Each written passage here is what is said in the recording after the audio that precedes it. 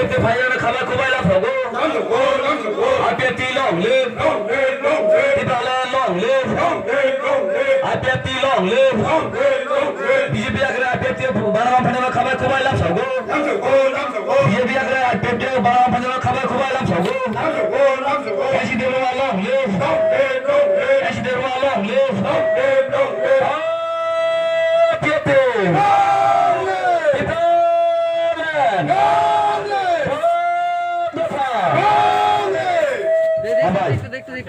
Sir একটু ধরেন sir একটু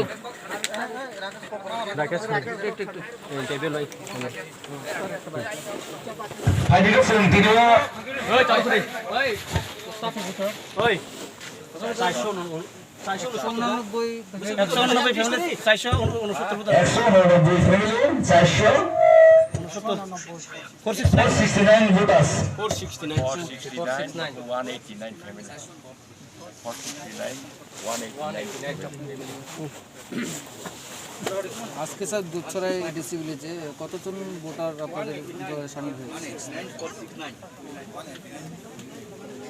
এটা বাস্তব সত্য যে ইদানিংকালে খুব কোভিড যে কন্টামিনেট হওয়ার আগে থেকেই সারা রাজ্যের বিভিন্ন মহকুমাতে বিভিন্ন পার্টি থেকে আমাদের পার্টি আইপিএফতে যোগদান ক্রমশ বাড়ছে। আজকে এই 7 তারিখ অগাস্ট এই দুধছড়াতে আজকে এই একটা সমাবেশের মধ্য দিয়ে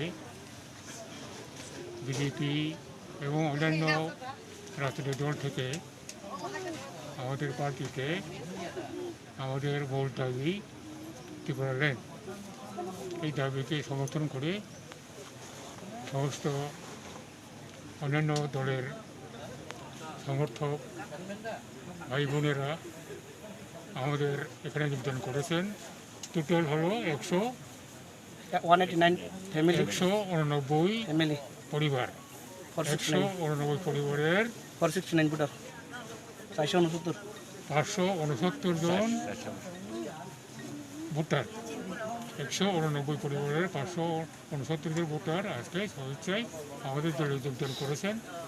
আমরা আমাদের পার্টির পক্ষ থেকে তাদেরকে আমরা সমস্ত দিক দিয়ে আমরা তাদেরকে আদরে এবং সম্মান দিয়ে আমাদের পার্টিতে আমরা পতাকা তুলে দিয়ে আমরা বরণ করে দিলাম।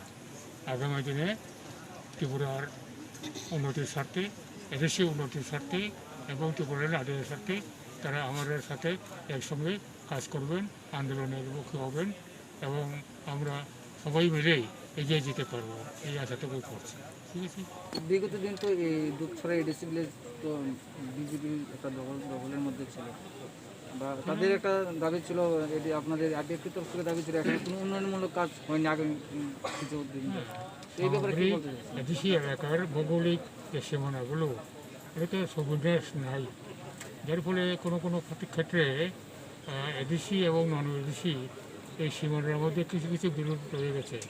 আগামী দিনে এগুলো ঠিক হয়ে যাবে, সম্পূর্ণভাবে তার সীমানা নির্ধারণ হবে এবং যে সমস্ত ভিলেজ কমিটি এডিসির আন্ডারে আছে অথচ তারা সরিয়ে ছিটিয়ে আছে, যেমন এখানে 7টা ভিলেজ কমিটি আছে। এই ভিলেজ কমিটি এডিসির আন্ডারে, পঞ্চায়েতের বাইরে, এদেরকে নিয়ে নতুন করে একটা আর্থিক ব্লক করার ব্যাপারে অনেক কাজ প্রস্তাব আগে থেকেই আছে এবং এটা কাজটা এগিয়ে আছে। শুধু এখানে 7টা ভিলেজ কমিটি নিয়েই নতুন ব্লক এই কথা নয়, ত্রিপুরার অন্যান্য জায়গাতেও ওইভাবে নতুন নতুন ব্লক হবে এই আশা। ঠিক আছে। সামনে এডিসি নির্বাচনকে সামনে রেখে আপনি কী বলতে চাইছেন, জনগণ কী বার্তা দিতে চাইছেন? এডিসি নির্বাচন এখনও অনিশ্চয়তার মধ্যে আছে। যতক্ষণ পর্যন্ত না এখনকার যে মহামারী করোনা ভাইরাস কোভিড-19 এটা প্রশমন না হওয়া পর্যন্ত কোনো ইলেকশন এডিসি হোক বা মিউনিসিপ্যালিটি হোক কোনো ইলেকশন হওয়ার সুবিধা নাই। তবে আমরা ইলেকশনের জন্য প্রস্তুত, যে কোনো ইলেকশনের জন্য প্রস্তুত, এডিসি ইলেকশনের জন্য আমরা আইপিএফটি প্রস্তুত।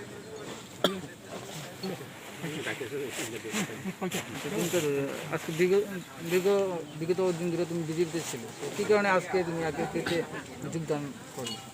দেখুন, আজকে আমরা প্রায় 169 পরিবারের 489 ভোটার আমরা আইপিএফটি দলে যোগদান করেছি।